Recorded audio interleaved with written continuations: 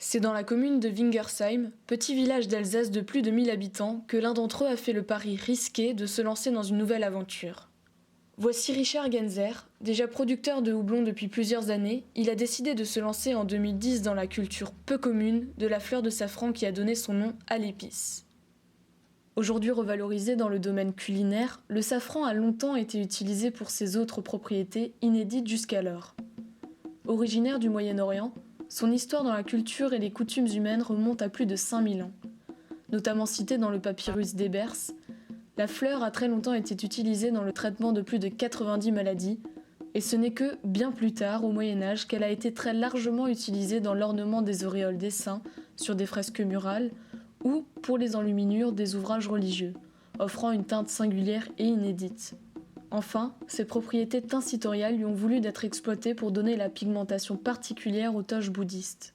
Ainsi, la France a été pendant plus de 500 ans un producteur de safran important, où durant 300 ans, on en produisait 30 tonnes, soit l'équivalent de 120 à 180 millions de fleurs. Après cette petite mise au point historique sur les origines du safran, il est temps de retourner dans l'ancienne ferme familiale devenue aujourd'hui une exploitation agricole. Comme chaque fin de matinée, depuis 2 semaines, il est temps de cueillir les fleurs déjà ouvertes. Rien de bien compliqué à vrai dire, puisque la récolte ne nécessite aucun matériel motorisé ou particulier. Il suffit donc de s'armer d'un seau et de patience. Quelques chemins de terre plus loin, c'est dans un champ voisin du village que l'on est à même de découvrir un tapis de fleurs qui se sont ouvertes au matin. Il est intéressant de voir que bien avant de devenir cette fleur violine au pistil rouge vif, l'épice n'était qu'un simple bulbe. Il n'est pas compliqué de comprendre comment le safran se cultive, c'est en réalité bien plus simple que l'on imagine. Le Crocus sativus est le nom scientifique donné au bulbe qui donne naissance à la fleur du safran. Planté à 20 cm sous terre, celui-ci éclot chaque jour en fonction de l'humidité et de la chaleur ambiante. Alors voici un bulbe de Crocus sativus qui donne naissance au mois d'octobre aux fameuses fleurs de safran.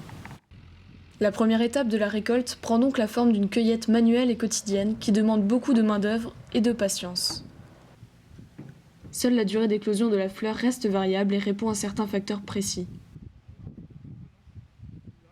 Finalement, combien faut-il de temps à une fleur pour éclore ?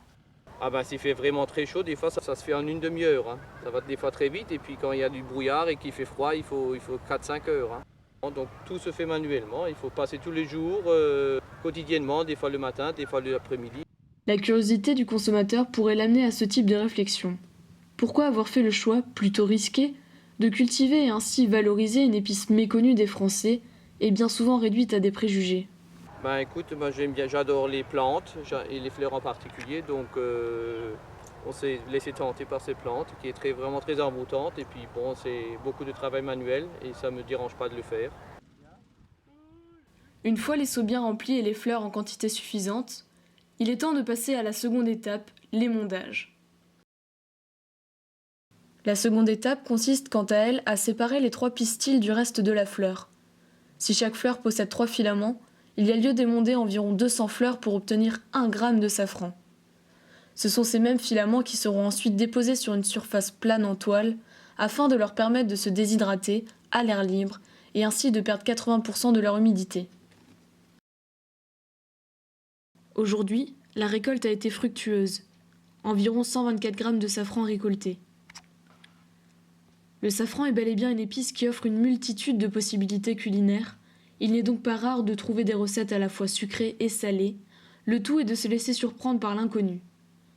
Toutes les recettes et les produits dérivés sont donc disponibles dans les rubriques qui leur sont dédiées sur le site internet. Notre chemin s'arrête donc ici, puisque vous êtes maintenant des initiés sur l'histoire du safran et la manière dont il se cultive. Je vous recommanderai donc de goûter et de juger dès que l'occasion se présentera si vous appréciez ou non cette épice.